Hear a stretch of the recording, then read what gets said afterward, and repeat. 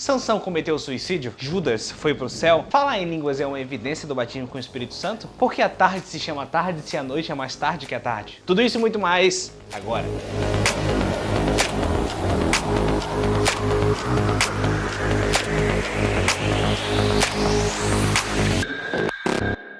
Olá, meu nome é Sérgio Maciel e esse aqui é o quadro onde eu respondo as perguntas que vocês mandaram. Ou pelo menos tento responder, né? Porque cada pergunta é difícil que manda. Okay? Vamos à primeira pergunta. Me perguntaram lá pelo Instagram. Eu ia colocar o nome das pessoas nas perguntas, só que eu esqueci. Aí eu não coloquei, mas no próximo vídeo eu coloco. A primeira pergunta é: Sansão cometeu suicídio? Caso você não saiba, tem uma grande confusão teológica que até hoje as pessoas fazem, porque tem gente que acredita que Sansão cometeu suicídio e tem gente que defende que não. Você conhece a história? Sansão era nazireu. Ele não podia cortar o cabelo. Ele era super forte, mas se ele cortasse o cabelo, ele perdia a força. Deus falou pra ele não cortar o cabelo. Ele conhece Dalila. Ele conta o segredo pra Dalila. Dalila corta o cabelo dele. Ele perde a força. Tiram os olhos dele fora. Ele vira escravo. Mas a Bíblia fala que enquanto Sansão estava preso, o cabelo dele estava crescendo. E um dia Sansão foi levado a uma casa onde os filisteus, os príncipes dos filisteus, estavam reunidos para adorar o deus Dagon, fazer sacrifício ao deus Dagon. E eles pediam para trazer Sansão para ele se divertir com Sansão, bagunçar com ele, tal, zoar esses negócios todos. E Sansão fala: Jeová me devolve a força que antes eu tinha, para que de uma só vez eu me vingue de todos os filisteus.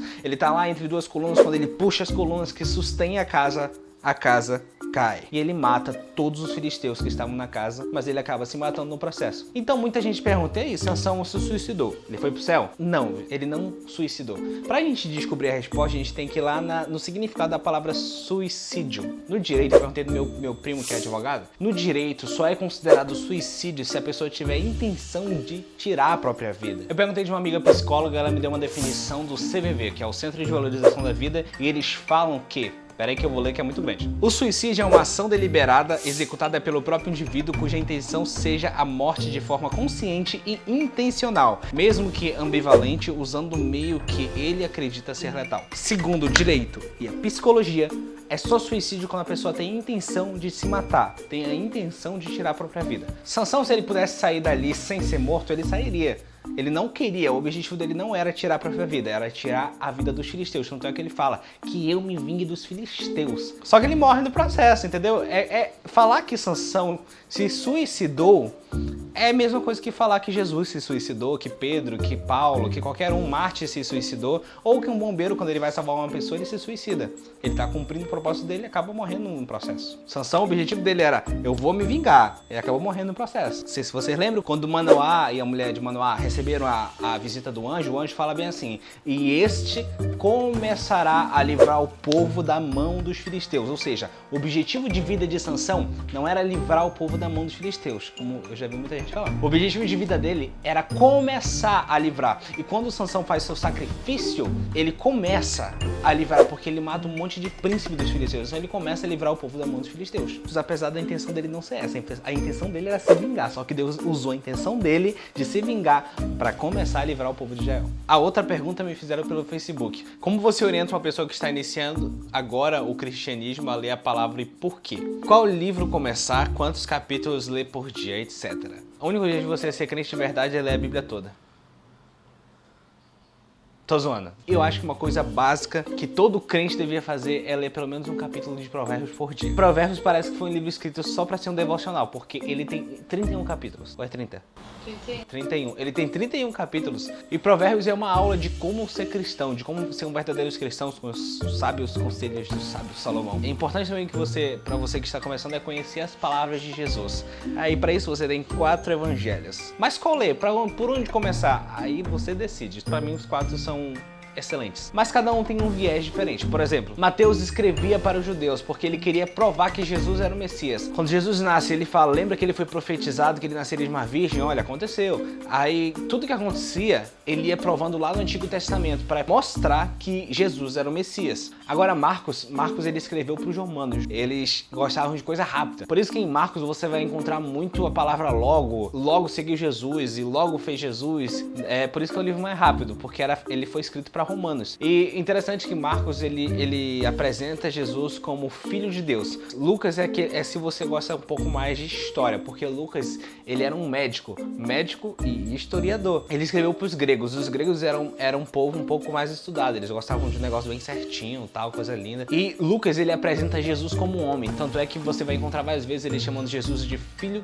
do homem. Aí vamos para João. João, ele apresenta Jesus como Deus, não como filho de Deus, não como homem, não como mestre, mas como Deus. Por isso que ele começa, é o diferentão, ele começa o evangelho falando, no princípio era o verbo, e o verbo estava com Deus, e o verbo era Deus, porque ele quer apresentar Jesus como Deus. Se você quer conhecer Jesus, o Messias, leia Mateus. Se você quer conhecer Jesus, o Filho de Deus, que faz milagre, que anda pelas águas, leia Marcos. Se você quer conhecer o Jesus histórico, Jesus homem, leia Lucas. Mas se você quer conhecer o Jesus Deus, leia João. Já entendeu, né? Tem que ler os 4. É o quarteto fantástico, então você tem que ler tudo. Para começar, fica a dica, Provérbios e os Evangelhos. Aí o resto você vai lendo depois. A próxima pergunta que me fizeram foi pelo Instagram. Uma pessoa só é batizada no Espírito Santo quando fala em línguas? A resposta é que é uma treta muito grande esse negócio, ninguém sabe. Tem gente que fala que sim, tem gente que fala que não. Eu acredito que sim. Tem certos pontos. Por exemplo, a descida do Espírito Santo aconteceu na festa de Pentecostes, que acontecia 50 dias depois da Páscoa e aconteceu 10 dias depois de Jesus subir ao céu. A Bíblia fala que estavam 120 pessoas reunidas. Quando o Espírito Santo desce,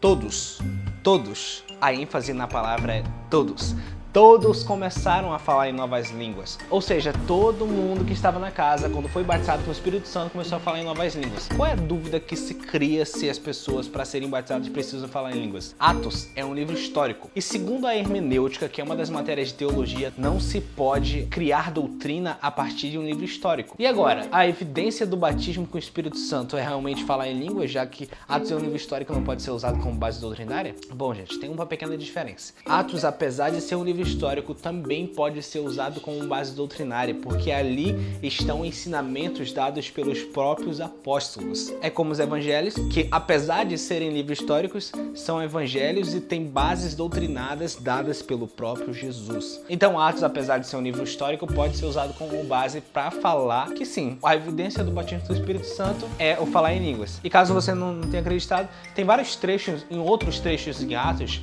que as pessoas, elas perceberam que alguém era batizado do Espírito Santo porque elas viram e ouviram um sinal diferente. Atos capítulo 11, Pedro vai orar na casa de Cornélio, a família de Cornélio é toda inteira batizada no Espírito Santo. Os apóstolos pedem uma prova que eles foram batizados no Espírito Santo. Pedro fala que ele viu eles sendo batizados no Espírito Santo. Quer dizer que ele viu alguma coisa que provou que eles tinham sido batizados no Espírito Santo. E Pedro ainda fala assim, e foi-lhes dado o mesmo dom que também foi dado a nós. Ou seja, eles falaram em outras línguas. A família de Cornélio falou em outras línguas. Isso foi a base que Pedro usou para falar aos outros apóstolos que a família de Cornélio tinha sido batizada com o Espírito Santo. O batismo com o Espírito Santo é diferente de ter o Espírito Santo. Você pode ter o Espírito Santo, mas não ser batizado por ele. O batismo com o Espírito Santo é revestimento de poder, enquanto quando você aceita Jesus, o Espírito Santo já está em você. Mas o revestimento de poder vem só a partir do batismo. A próxima pergunta me fizeram pelo Instagram. Afinal de contas, a igreja vai ou fica? Carinhas de risos.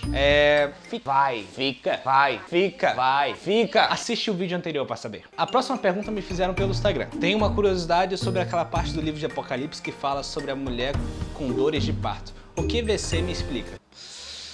Esse foi complicado. Pesquisei e estudei muito porque a mulher das dores de parto, Apocalipse capítulo 12, tem um monte de interpretação. E é difícil achar gente que chega a um consenso. Caso você não tenha lido, em Apocalipse capítulo 12 é aquele famoso texto que o dragão persegue uma mulher no deserto. O capítulo começa falando de uma mulher que tem coroa com 12 estrelas e ela resplandece como o sol e pisa sobre a lua. E fala que um dragão está atrás dessa mulher. O dragão entra em uma batalha no céu, ele perde, ele derruba um monte de estrela quando ele cai do céu. As estrelas significam os anjos. E a mulher, ela tem um bebê no versículo 5. E Deus arrebata esse bebê da terra. O bebê, ele é levado ao trono de Deus e fica com Deus no trono. Enquanto isso, na terra, o dragão, ele vai atrás da mulher para tentar matar ela. Só que Deus protege a mulher e o dragão fica tentando atacar a mulher. É basicamente isso em resumo. Vai ler porque é um capítulo muito legal. Qual o significado do dragão, da mulher e do bebê? O dragão, eu eu acho que é consenso que todo mundo sabe que é o diabo, porque no versículo 3 e 4 fica bem evidente isso que fala do dragão. O dragão que perdeu a batalha foi derrubado do céu, ele foi expulso, jogado na terra do céu e ele derrubou com ele, com a cauda dele, ele derrubou um monte de estrela, que são os anjos. Fica evidente que o dragão é o diabo. Para você que não acredita, lá no versículo 9 deixa bem específico que o dragão é a antiga serpente, o diabo. O bebê, tem gente que já falou que esse bebê é o anticristo. Não faz sentido nenhum. Porque primeiro o bebê é levado aos céus e tá com Deus no trono. Então, pô, faz sentido ele ser o anticristo. É óbvio que o bebê é Jesus. Isso também é consenso entre a maioria, é consenso que o bebê é Jesus. Por quê? O versículo que fala sobre o bebê fala que no futuro ele vai dominar as nações. Ele vai reinar sobre as nações com vara de ferro. E Deus arrebatou esse bebê da terra. Ou seja, Jesus nasceu, ele morreu, ressuscitou e Deus o levou aos céus e hoje ele está sentado junto ao trono de Deus. O bebê é Jesus. Agora, o que dá mais confusão? O que significa a mulher? A mulher que estava com dores de partos tem um bebê e o dragão está atrás dela. Tem gente que diz que essa mulher é Maria, porque de Maria veio Jesus. Não faz sentido ser Maria, porque Maria não tem nada a ver com Apocalipse. É só se você for católico, você... O versículo começa falando que essa mulher, ela tinha 12 estrelas na cabeça, ela resplandecia como o sol e pisava na lua. Não tem nenhuma evidência que essa mulher seja Maria. Descarta Maria. Tem gente que fala que essa mulher pode ser igreja. Se a gente lê com pressa, parece mesmo ser igreja, porque o dragão está atrás da mulher e a mulher, ela se esconde no deserto. Deus esconde a mulher no deserto por 3 anos e meio. Só que também não faz sentido ser igreja, porque a mulher tem o bebê. A mulher tá com dores de parto e tem o bebê. A igreja não gerou Jesus, foi ao contrário. Então não faz sentido a mulher ser a representação da igreja, porque a igreja não gerou Jesus. A terceira, a mulher é o... Carro apitando. A terceira suposição, a mulher é o povo de Israel. Essa é a que faz mais sentido e para mim é a verdadeira. Bora começar pelo versículo 1.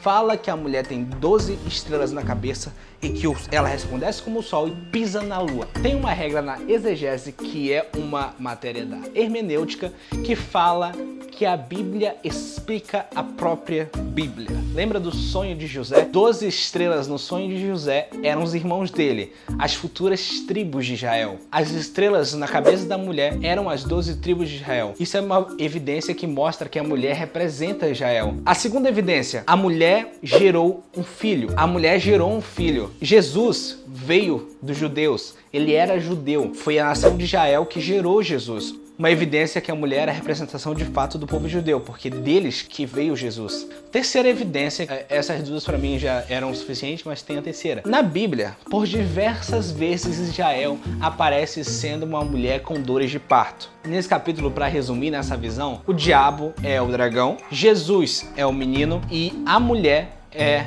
o povo judeu. Agora vamos para a pergunta que me fez estudar bastante até eu perceber que era bem simples de responder. O que vocês acham? Judas que traiu Jesus teve perdão ou não? Já que ele não tinha escolha a não ser trair Jesus para que se cumprisse a palavra. Por que essa pessoa que comentou falou que Judas não tinha escolha? Porque estava profetizado que alguém trairia Jesus. Aí ele deve ter pensado, pô, então a pessoa que ia trair Jesus não tinha escolha a não ser trair. Não, gente, Judas tinha escolha sim. Qualquer um dos discípulos poderia ser o traidor. Ninguém falou que tinha que ser Judas. Tem várias profecias que falam que Jesus seria traído. Qualquer um dos discípulos poderia ter traído Jesus. Até Pedro, que amava tanto Jesus, negou ele 3 vezes naquela noite. E Judas não estava predestinado a ser o traidor, mas isso aconteceu porque ele amou mais o dinheiro do que Jesus. A história famosa sobre a morte de Judas é que ele se enforcou, mas essa história é um pouco equivocada, porque na verdade Judas tentou se enforcar. Em Atos capítulo 1 a gente descobre que na verdade o galho que ele foi se enforcar quebrou. Judas caiu de um precipício e o galho caiu em cima dele. E a Bíblia deixa bem explícito que as entranhas dele foram saindo do corpo até o último suspiro dele. E tem muita gente que fala, mas ele pode ter se arrependido nesse momento. Poderia até ser, mas não. A Bíblia deixa bem explícito que Judas não foi para o céu. Atos capítulo 1, versículo 25, fala que Judas se desviou e foi para o seu lugar. Se você pegar a versão NVI, fala Judas se desviou e foi para o lugar que lhe era devido. Para entender melhor, versão NTLH. Judas se desviou e foi para o lugar que ele merecia. O cara que traiu Jesus, o lugar que ele merecia não era o céu. Jesus fala em Mateus 26, ai ai daquele que trair o Filho do Homem. Melhor seria para ele nem ter nascido. Judas, quando morreu, certeza que não foi pro céu. Acabou as perguntas? Se você não assistiu ao nosso vídeo anterior, fica a recomendação. Eu vou colocar ele aqui ou aqui. O vídeo inverte, eu nunca sei onde tá, mas eu vou colocar em algum lugar daqui onde que o vídeo vai estar. Vá lá assistir. Eu recomendo muito o nosso vídeo anterior e espere pelo próximo. A Batalha dos Deuses vai ser épico, emocionante, então não perca. Fica a dica, compartilha esse vídeo, etc. Tchau!